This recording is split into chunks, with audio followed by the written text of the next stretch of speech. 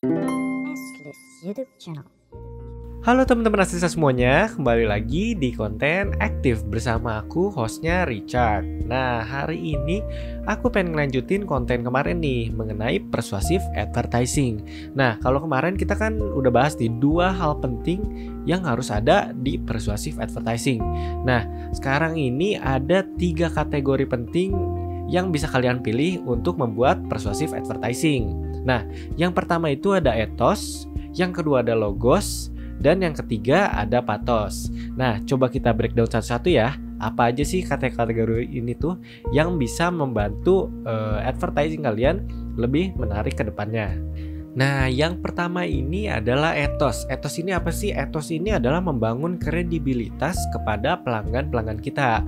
Misalkan kalian bisa nyewa influencer atau misalkan nyewa artis gitu untuk membangun kepercayaan dari brand tersebut. Maksudnya kan kalau misalkan di era digital ini kan produk kita seperti yang kemarin bahas ya, produk kita kan dipercayai atau misalkan di advertisingin ke orang-orang terkenal, influencer, Instagram gitu. Di Instagram orang-orang yang udah followersnya ribuan, jutaan gitu kan.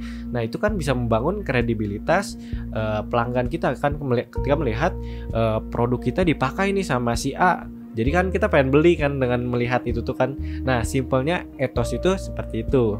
Nah, cuman ketika kalian memilih ethos ini, kalian juga harus memilih-milih nih dengan maksudnya influencer yang kalian pilih atau misalkan artis Instagram yang kalian pilih gitu. Kalau misalkan brand kalian maksudnya influencernya image-nya jelek gitu di publik kan itu merusak brand kalian juga gitu. Sedangkan kalau misalkan kalian memilih influencer yang image-nya sangat baik di publik, itu kan sangat membantu penjualan kalian. Nah, itu kekurangan dari ethos gitu ya. Kekurangan kalau kalian memilih kategori dari ethos. Nah, yang kedua ini logos. Logos ini lebih berhubungan dengan data, statistik, atau misalkan ya angka-angka gitulah, yang intinya lebih rasionalitas. Nah, cuman kalau misalkan kalian pilih logos ini kan kalau misalkan kalian masih startup gitu, masih baru buat, kan datanya juga masih sedikit ya, masih kurang kredibel buat diperjualbelikan atau misalkan dibuat diiklankan gitu. Nah, makanya kalau misalkan kalian pilih logos tapi masih startup, kan itu belum bisa. Kalian bisa pilih ethos atau pathos gitu. Karena kalau misalkan kalian pilih logos ini udah kalian harus punya datanya juga yang kredibel dan udah banyak gitu dan terpercaya gitu. Kalau jadi misalkan kalian bisa bandingin dengan perusahaan maksudnya rival kalian gitu. Misalkan kalian buka clothing A, ada rival kalian clothing B, nah itu bisa dibandingin misalkan gitu. Cuman biasanya ini lebih data statistik kalian aja sih yang maksudnya penjualan kita udah segini, di tahun segini meningkat terus. Nah, itu kan bisa kalian iklankan gitu. Nah, itu tuh logos. Nah, yang ketiga kita ini ada pathos. Pathos ini lebih berhubungan ke emosional audiens kita ya atau pelanggan kita ya. Jadi kalau misalkan kalian pilih pathos ini biasanya lebih butuh brand awareness, brand recognition atau nostalgia marketing gitu. Nah, cuman ini tuh gimana sih cara buatnya? Ya kita ambil contoh deh dari nostalgia marketing. Kalau misalkan sekarang kalian kan kalau nonton TikTok kalian ngeliat ya mainan yang di naik turunin gitu, yang dicetek-cetek. Nah, itu kan namanya kalau nggak salah lato-lato deh atau tak-tak nggak tahu dah pokoknya. Cuman itu kan sebenarnya mainan viral zaman dulu ya, jadul banget. Nah, cuman sekarang jadi viral. Nah, itu tuh salah satu nostalgia marketing. Atau misalkan kalau kalian buat brand clothing kan misalkan kita balikin ke era-era vintage atau misalkan baju-baju thrift gitu yang terkenalnya tuh dulu-dulu gitu. Nah, itu salah satu nostalgia marketing yang nantinya bisa ngebantu misalkan viral gitu, jadi brand recognition, jadi brand awareness juga gitu. Nah, itu tuh salah satu contoh dari pathos. Oke, nah tadi aku udah bahas ketiga kategori yang harus ada.